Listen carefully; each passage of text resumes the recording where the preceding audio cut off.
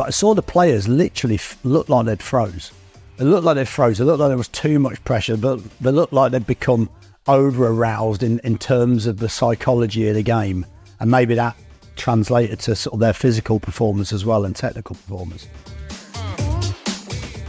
Massive game. We had like gladiator video on to the lads. Right. We were playing. We were doing it. Your timestamping this. We were doing everything we could. We did everything bar messages from the family just before the game. And did you use Any Given Sunday, the speech? do you know what? We might even use that as well. Wow.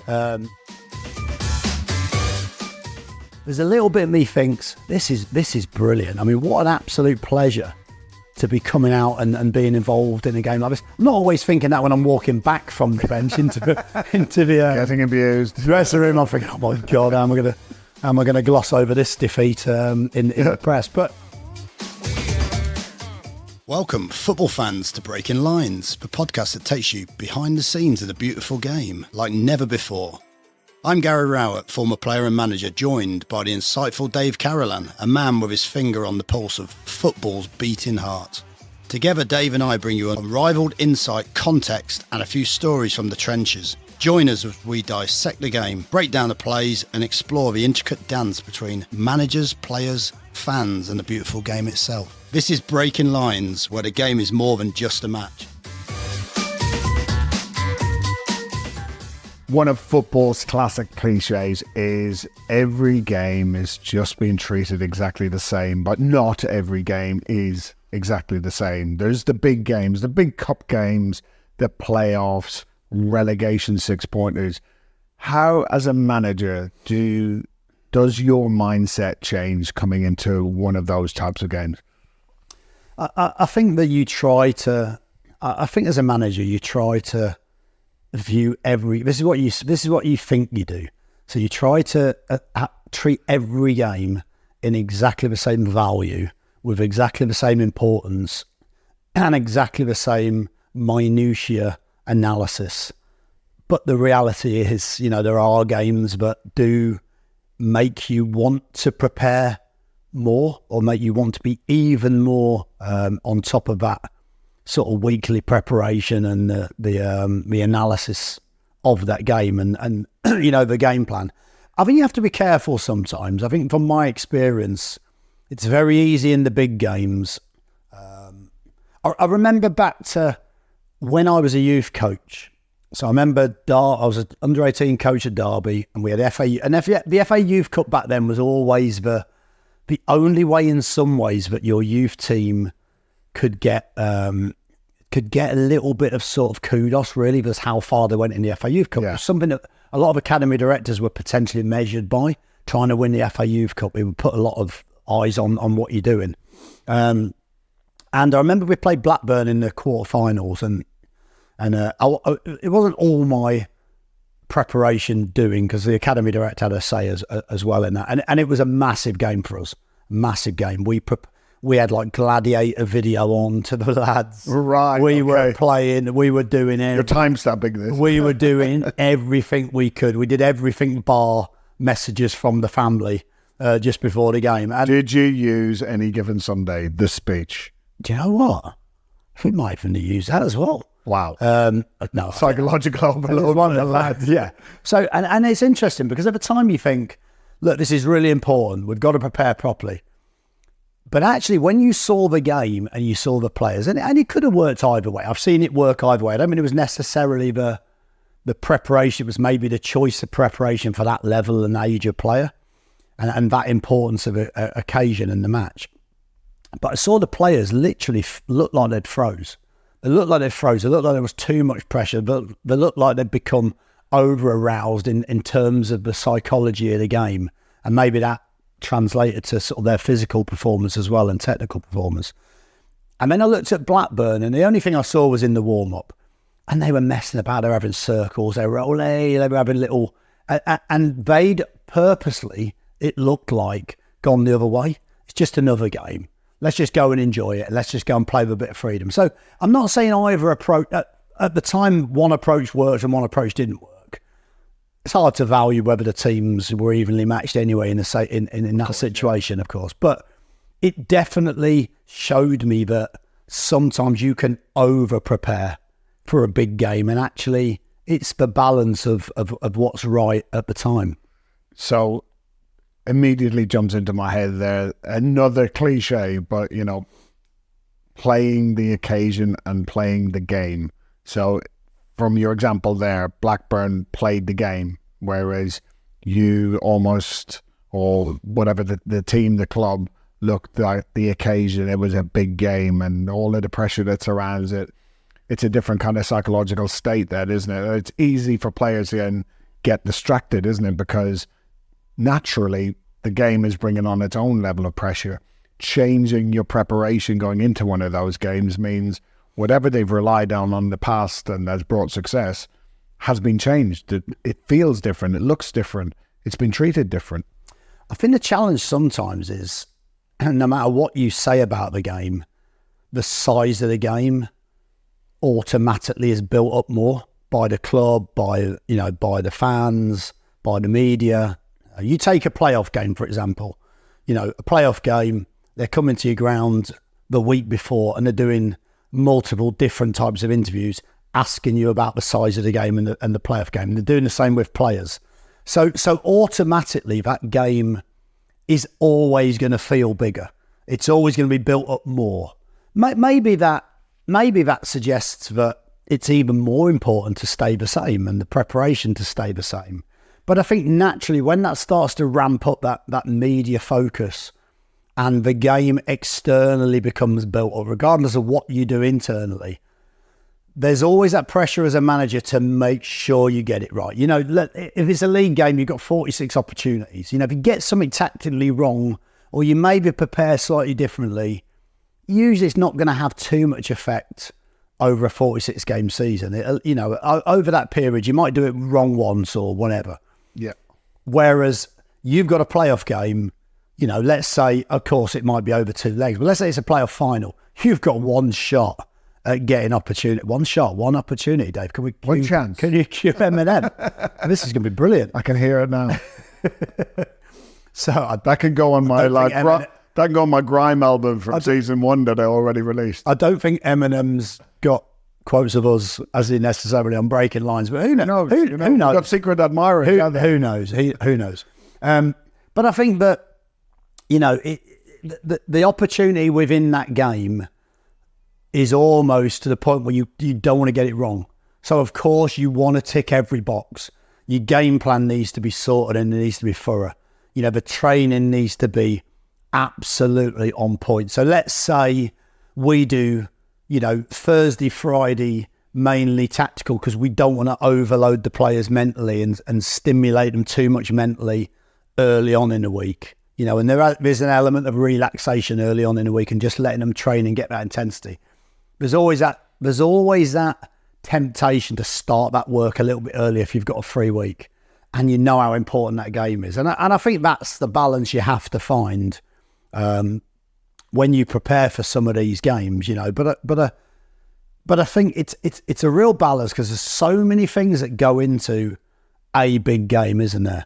The club building it up with their media because they want to sell tickets. They want to make sure there's a full house. Sometimes the owner will say, look, we need to do more. So they'll have all the clappers out or they'll have the flamethrowers as you come out of the tunnel and all the players are sat there going, we don't have these for a league game. What's going on? Yeah. It just feels different. And I think it's very, very difficult to completely protect the players from that and also completely avoid it. I think that's the occasion, isn't it? That's for the people surrounding the pitch to almost hype it all up, isn't it? So whether it's the clappers or the flamethrowers or whatever. Ironically, when you were saying there earlier about, because everything is different surrounding the game, you try and keep everything the same at training. And quite often we end up actually by trying to keep it the same, we do different things almost to decompress it, like having more relaxed training sessions, which actually are different from what we would normally do because we think, the pressure's building, we better relax them. So we do kind of more fun things, not saying our training isn't always fun, but we just do fun things. We just do for fun a change. Yeah.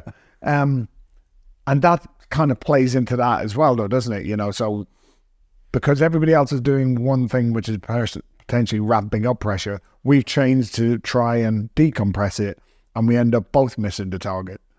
Yeah, look, I read something in the media recently about Guardiola. So I think Guardiola, before the last game, the last game that they played, they gave the players 2 days off. I think he gave the players 2 days off, which was very unusual for him to do that in a row. But also, again, the skill of a manager, the skill of a head coach is you have to understand what maybe that needs. And sometimes experience, if you've been in that position quite a number of times, you can relate to some of those things. Like, let's say the playoff games. I've been involved in playoffs a lot of times now.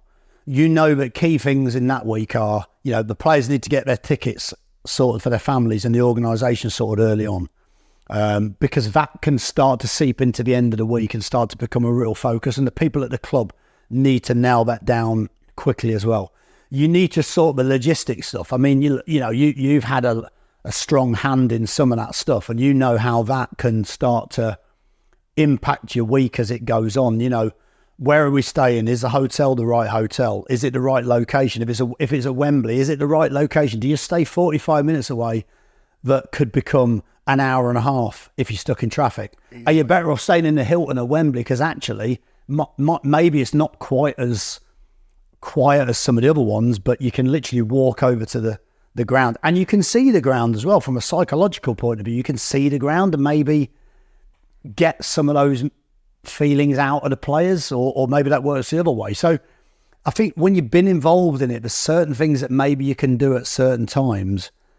There's no right or wrong, is there? There's no perfect, there's no menu for winning a key game, preparing for a big game. There's no set menu. I think all you can do is win. Yeah. That's the ultimate arbiter of whether whatever you did was right or wrong. Yeah, absolutely. But also I think what you can do is you can tick all the boxes with the players. I think you can make sure there's certainly no excuses for the players so that it's only the performance they need to worry about. And of course, that's a completely different issue and a different problem, because the players might not perform on the day, or the players might not, action the game plan as well as they need to do, because they're human. They make mistakes, or they feel certain things in games that maybe they'll do something that they're probably different to what you want them to do. And sometimes that might work and look genius and you'll take the credit. And sometimes it doesn't work and you're frustrated. But ultimately, I think the big games are very, very difficult to get right, because you can try and keep it as normal as possible, but it's so difficult, isn't it? What experiences have you had in big games in your career?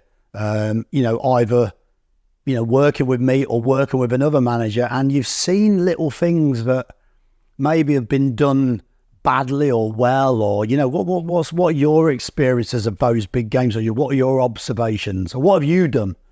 Either way. Yeah, I think the first kind of big game I was involved in football was a playoff final. I mean, we weren't expected even to get into the playoffs, so that whole adventure, going down to the last game of the season where we had to win by 1 goal more than Coventry, I think it was, to get into the playoffs. This at Norwich, yeah. And our game finished earlier than Coventry's game. So we had won 2-0, I think it was, and Coventry were winning 1-0 or something like that. Or whoever, I can't remember exactly. It was Coventry and Burnley, I think. I think Paul Gascoigne was playing for one of the teams. So our game had finished, and because of the way media was working at that stage, we were all looking up at a radio commentator from BBC Norfolk who was like listening in to wherever the commentary was from somewhere else. And we're all stood on the pitch, and there's 25,000 people all looking at this one person. And eventually Magnus Hedman makes a great save, and we're in the playoffs. So we weren't expected to be there, and suddenly now you're in it. And of course we had the kind of game plan, a what if scenario, because the semi-finals happen pretty quickly, don't they? You play on the Saturday, and then almost by the following week you've got another game, and 10 days later you're either into the final or your season's It's a finished. gap between the final, isn't it? But the semis come, yeah, you're right, they come pretty quickly. Absolutely. So those two kind of games took care of themselves. They took care of themselves. It was a really big first game for us. We managed to come out of it with a win, which we weren't expected to do, because the team we were playing, Wolves at the time, had at one stage been 13 points clear at the top. So you're suddenly now into the final, and then it's right, okay, we didn't really game plan for this, because kind of 2 weeks from the end of the season we were in 8th, and now you're going to potentially go into the Premier League. So suddenly it's right, which of the hotels? Unfortunately for us, it was not unfortunately, but it was in Cardiff, but Wembley wasn't the stadium, it was being rebuilt at that stage. So it was, which of the hotels are you getting in Cardiff? You know, there's kind of two main hotels that serve the, whether it's the rugby teams or the football teams. And then nobody had done that before. Norwich had never been in a playoff. So nobody had ever had to think about the logistics of this. So at that stage, I was quite young and I wasn't really involved in a lot of that stuff, but certainly around the preparation, well, how do you train for the best part of 12 days that you're waiting for the final when everybody's trying not to get injured? You're trying to keep them fit, but you haven't got any more games to keep everybody fit. Like every other team has gone on holiday. So how do you keep everyone prepared? So that for me was the biggest challenge, is trying to think about how to manage all those silly little things as such. When do you head down to Cardiff to go and play in the game, or go to Wembley? Like, do you go 3 days before? Because the club will now roll out all of the budget that you previously didn't have to allow you to do things. You can fly now. You can fly. It might only be 12 minutes You couldn't to London. 46 games. Yeah. A budget is made available, and suddenly, right, you can do this, you can do that, you can get ice chambers in, cryo chambers, you can have it every day if you want for 2 weeks. Suddenly all those things become possible. But again, you're trying to balance that against what's normal for us, because shifted too much and the players get really kind of uncomfortable with all these different things that you're doing. You know, some players like to be at home and they like the familiarity of being at home. So taking them down to a playoff final 3 days early doesn't actually sit well with them. So you're trying to balance all those kind of things. And that was certainly the first one. The other real example I'll give you is the other side. It's like a relegation last day shootout. You know, it's Russian roulette. You lose the game, you're getting relegated. Does that feel like I've never had that? Yeah, okay. I've been in that 3 times.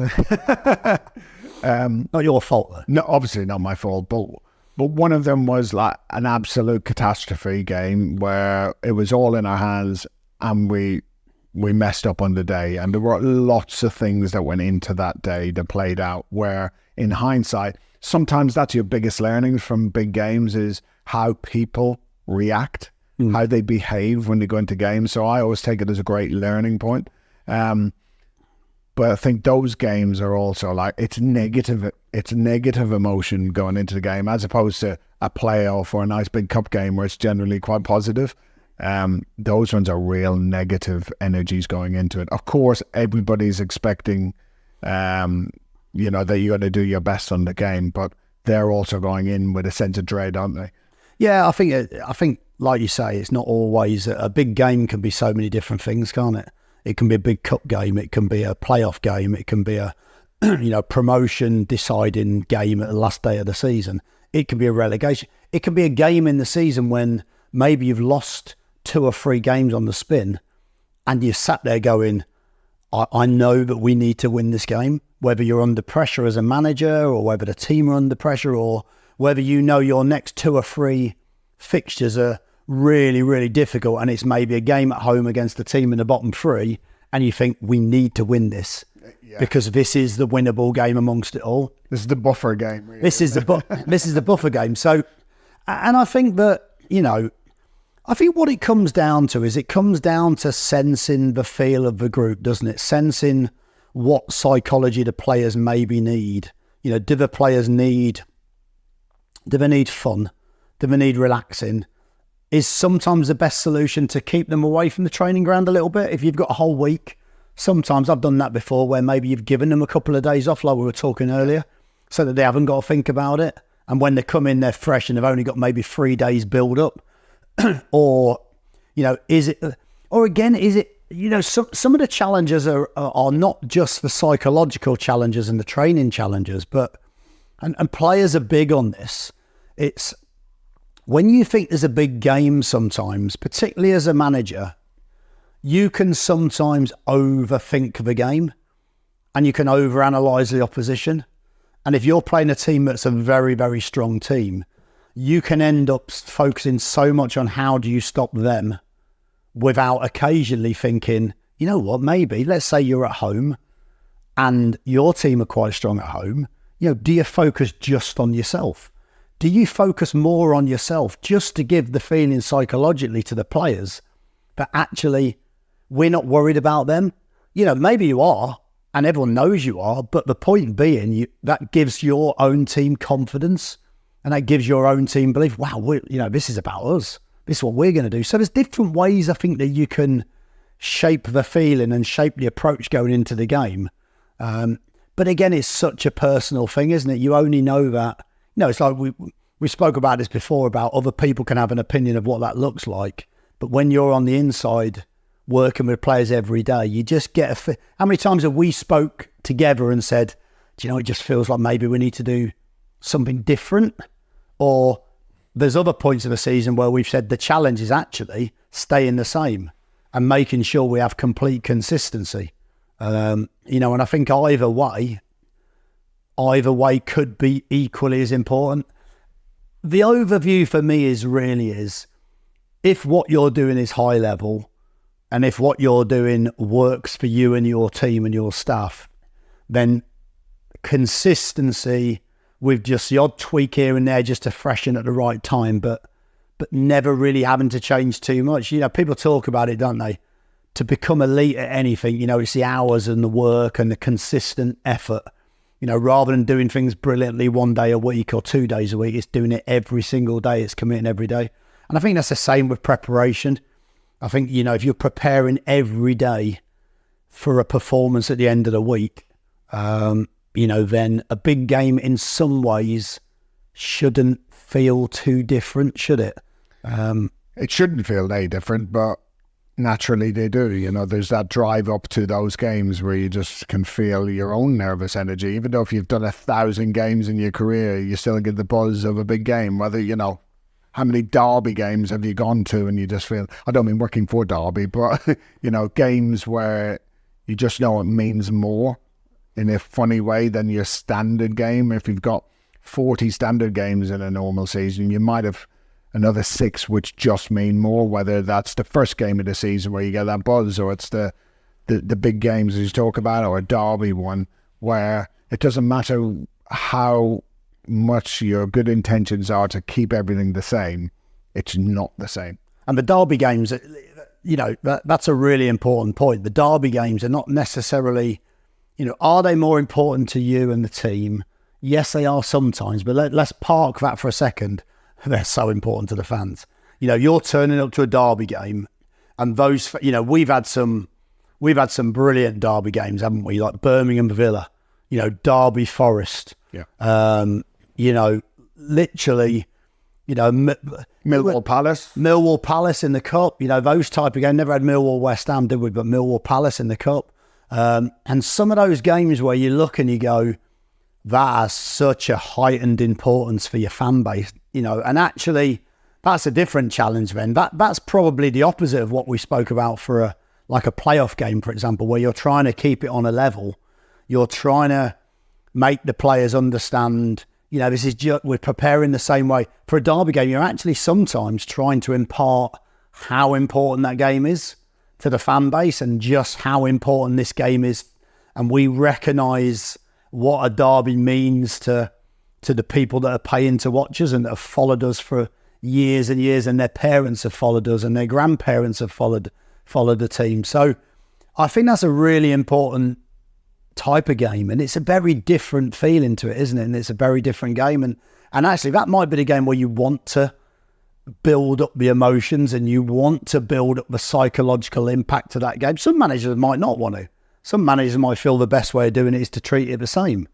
But I think some of those games just feel different, don't they? But part of the challenge we found is, and again, this is a really difficult one, is managing the, we spoke about it briefly earlier, but it's managing the club so they don't push the game too hard externally.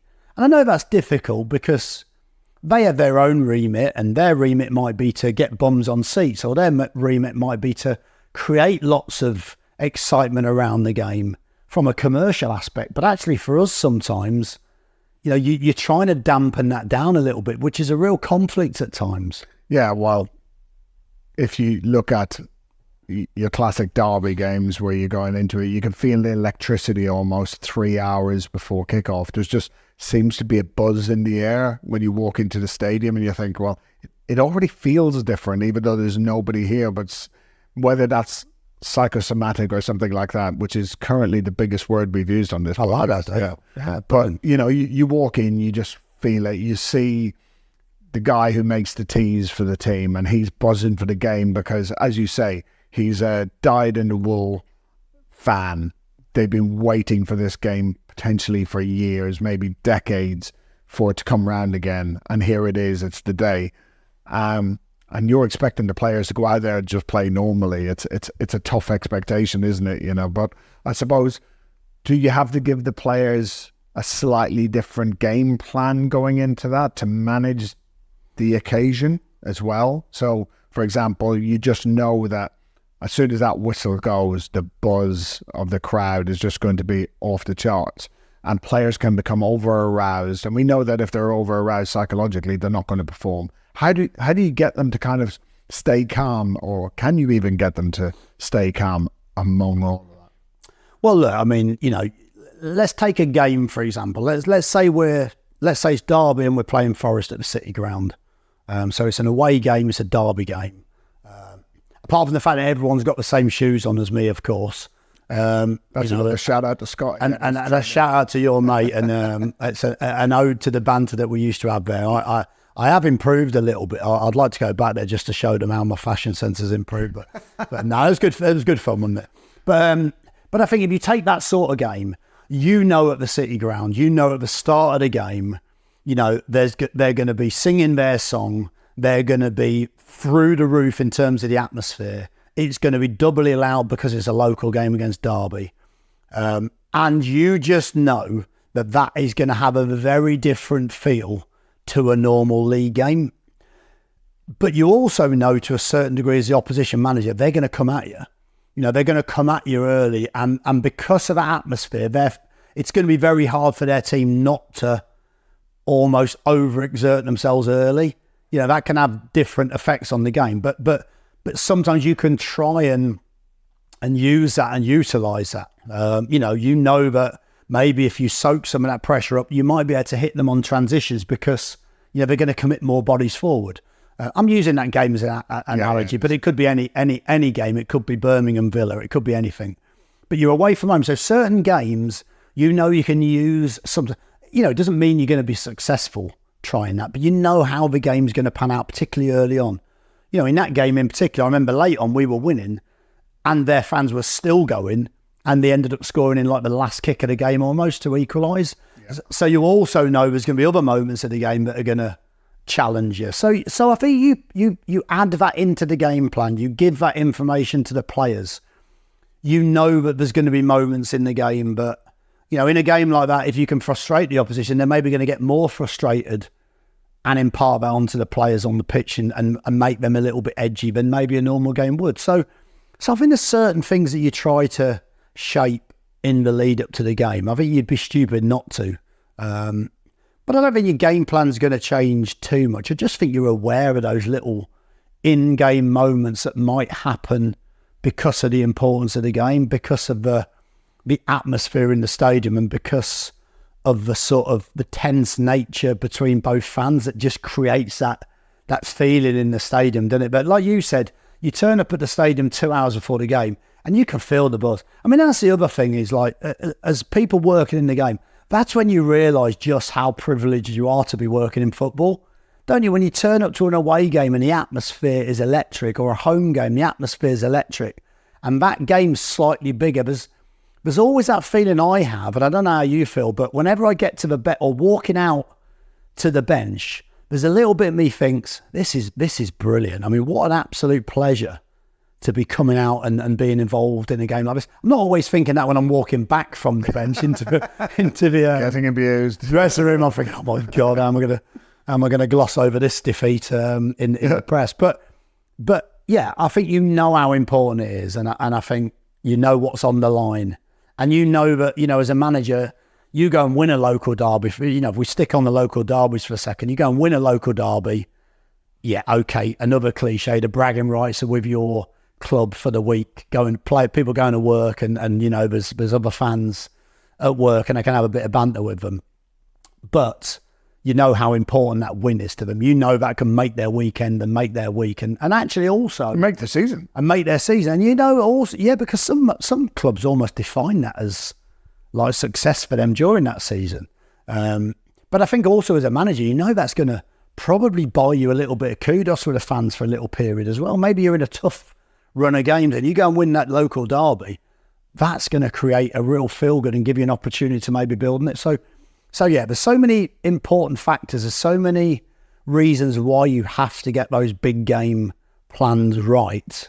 But no one's wrote a manual for it yet, unfortunately, have they? And it still comes down to feel and, you know, how you think that game needs to be and how it's going to go. And you know, do you attack more because it's a big game and you might only get an opportunity once? Yeah. Or is that the right way of doing it? You know, I've been to Wembley before, I've been in big playoff games, and sometimes I've felt as I've tried to be too analytical with a game plan. And sometimes I thought, you know, do you just go for it? Because it's a one-off opportunity. But then we've had other games where you go for it and suddenly you're 2-0 down before you know it, because you've ended up too high up the pitch and too much space. So yeah, classic damned if you do, damned if you don't. But if you get it wrong, there you go. So everyone sees it. But if you get it right, you get all the reward. Yeah, so I don't think there's any, like I said, I don't think there's any right recipe for winning those games. I think they just have to come down to that touch and feel. All right, let's spin it then. Let's go for the underdog. Underdog cup game, nothing to lose. All of those other games we've talked about, obviously losing the game has got not necessarily catastrophic outcomes, but it's, you know, losing a playoff final is pretty bad. Losing a relegation scrap game is bad. What about when you're like an underdog and you're playing in the cup against a big team, and it is the classic free hit? You get to have a go at someone. You can do whatever you want. You almost want that whole build-up, don't you? Yeah, I think you can use that build-up, and I think you're right. Those are the games that are nice in some ways, because you feel like you've got nothing to really lose. Although you have, because if you get an absolute drubbing, that still puts you under pressure. But I think that those games are an opportunity to, you know, at some point of the game, whether that's from the start, whether that's from a certain moment in the game where you feel like you can go for it unlimited, let's take the handbrake off and just literally, you know, throw caution to the wind. You know, you could be playing a Premier League team that, you know, let's say, you know, if you do that from the start, that's a long game. So, you know, it's impossible to do that against a good team for 90 minutes. But if you're at home against a team that are maybe in the next division, but not that far away from you in terms of position, then maybe you can go from the start and really just create that feeling of, right, we're gonna go for it today and be ultra attacking and ultra aggressive and see if we can get the rewards from that. A lot of times in cup games, what you tend to do is you tend to have a normal game plan to a point, and then you know that point in the game where you might have substitutions planned. You might have a plan of, you know, if we're still close in the game, we are going for it for the last 45, or we're going for it for the last 30 minutes, or we have nothing to lose, because, you know, a point's no good in a cup game. You know, it's about winning the game and getting through to the next round. So and losing almost, you don't mind risking that, because you know, at some point you actually you know, it's a great position to be in where you can really throw the dice. So I think, again, sometimes a plan doesn't necessarily have to be a whole plan for the whole game. It can be the whole game right from the start. It can be from half time. It can be maybe as you go on in the game with 20 minutes to go where you know that now it doesn't matter. You know, it's an opportunity to go for it. And so in some ways you can have maybe 2 or 3 game plans. You would normally have that in a game anyway, regardless of whether it's a big game or not. You would normally have 2 or 3 game plans that perhaps you're ready to use at the right time if the game is going how you... Of course, that's if the game's going how you plan, which very few games end up doing that. But yeah, I think you can. And I think that's an exciting one in some ways because you can, like you say, you can overamp that game for the players. You can, or you can go the other way and say, listen, lads, we got nothing to lose. Absolutely, like we're going for it. You know, and so you can have a really positive last half of the week in preparation for a game like that because it can feel very different from a league game. And actually, you know, you can take the people will say, well, why don't you take the shackles off all the time? What I mean is you don't have to be quite as analytical in those games. You can maybe give the players a little bit more freedom to go and express themselves because, you know, it's a win-win to a certain degree.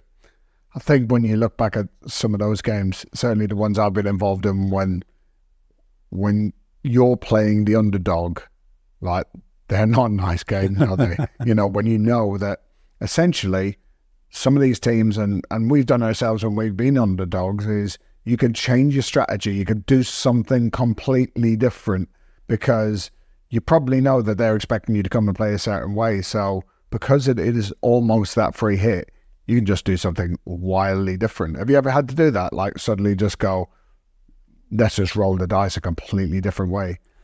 Well, yeah, I mean, like you say, going from being an underdog, I mean, I had a spell at the start of my career, probably for the first 3 or 4 years where I think we had a spell where we had a great cup record. We knocked, I think, more higher league opponents out than virtually any other team over that period.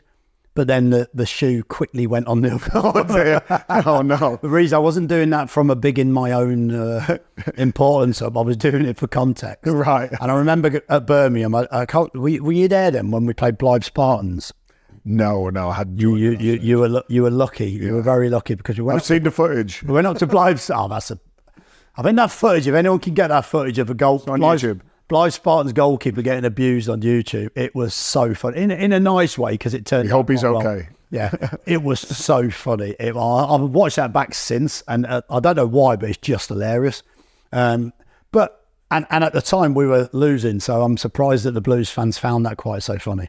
But I think we were 2-0. I mean, we turned up. The pitch was purposely long grass. It was all the classic challenging all the challenging surface. situation. I'd made 10 changes, which after about 2 minutes I thought, what have I done?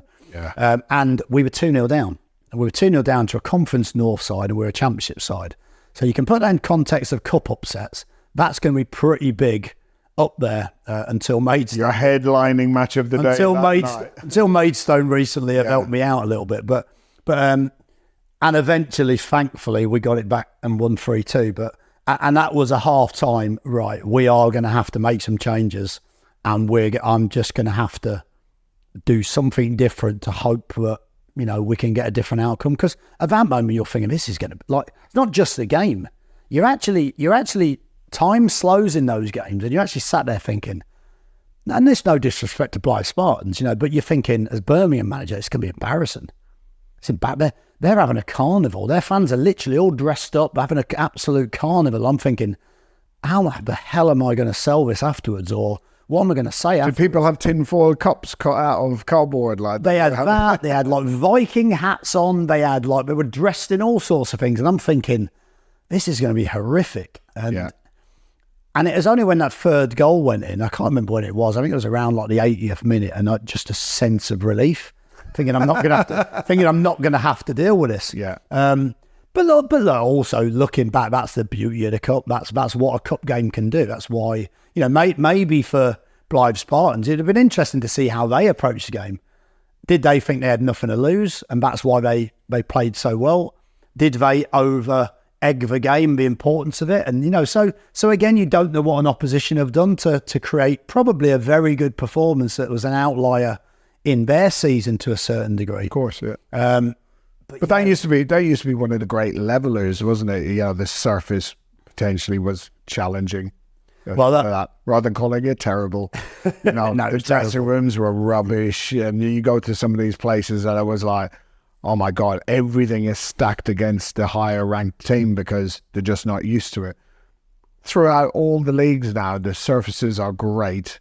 You know, the dressing rooms are quite nice, you know, just the standard across everything. And maybe that's why we don't see as many giant killings as we used to see, because essentially if everyone's got a real nice deso pitch, you know, that opportunity in a big game to suddenly strategize differently, like let the grass grow longer in the corners or whatever, it's just not available, is it? No, because you used to get all sorts of things, didn't you? You used to have, you turn up somewhere, really tight pitch, long grass. You know, I've been at clubs where they've trained on the pitch on the Friday on purpose and told the groundsman to leave it. You know, I won't name those. By the way, the groundsman was devastated at the time. He was, oh, can't I just mow it a little bit? Because he looked great on telly. Because he was thinking this looks like terrible on TV and a reflection of him. But everyone... And it was. But everyone looked for that advantage, didn't they? And back then, like you say, you know, nowadays, every pitch is great. Every pitch is probably a similar size, I would imagine. Every team has... Digital signage. Every team's trying to play a certain way. Every team's full of people who've come through now the academy system, which has been so prevalent for the last sort of 10, 15 years. And now, you know, you go to a non-league side and they're playing out from the back with young footballers who are all good on the ball. So there's very few... You can outplay a team, but it's very rare that a team in non-league are going to outplay a team in the Premier League nowadays. I think you're overlooking the fact here that maybe postmen and electricians and builders have been practicing harder. You know, maybe they're technically better than they used to be, you know, across all aspects of the game. Quite possibly, yeah. I played with a player actually, but used to, was a builder and used to do a day's work, a day's labour, and then turn up either for training or turn up for an evening game. And you think to yourself, wow, I mean, we're digressing slightly now, but you think to yourself, wow, that is incredible. You know, that probably puts a cup upset into even more context. So that player isn't actually preparing the way. So that's probably why nowadays it's slightly different, isn't it? Because the playing field is definitely skewed upon a lot more level in terms of what a Premier League or a Championship side will now go to in one of those cup games. And it probably levels it up. Probably means that the game plan's not quite as important as maybe it once was. Well, it's certainly always good to see when there's those big cup upsets. We've been on both sides of the fence on those ones, but we just love when big games come around. There's nothing like them. They're the ones that stick in your memory forever, aren't they? That you tell grandchildren of when we have them. We'll tell them about those big games.